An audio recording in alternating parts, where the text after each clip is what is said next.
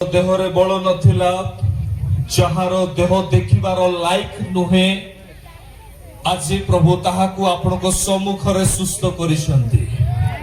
जदि आपण विश्वास करुचंती आसंता काली समय को नष्ट करंतु नाही।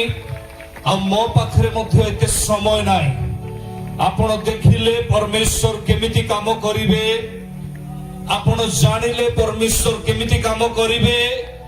वर्तमान आपण जानिछंती बुझिछंती। वर्तमान मु तांको परिवार गुडा सेपटे आ ए साइड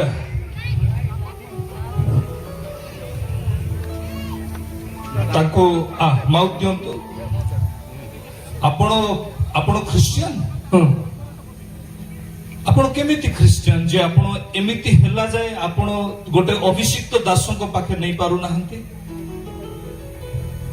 मंडली कोगा गजपति वाक्यर विरोही की गुणी पाकु गलेनी सब ना गुणी पाकु जाय।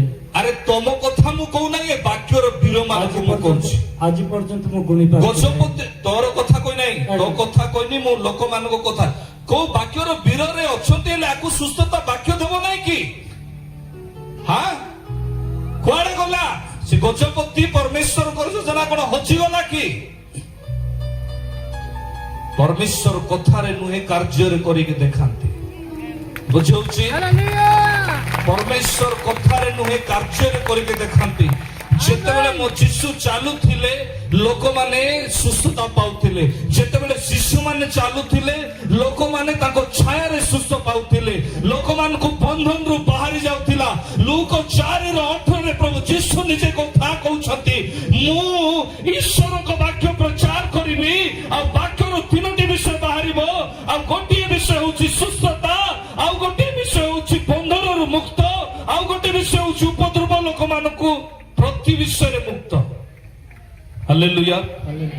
समय अछि।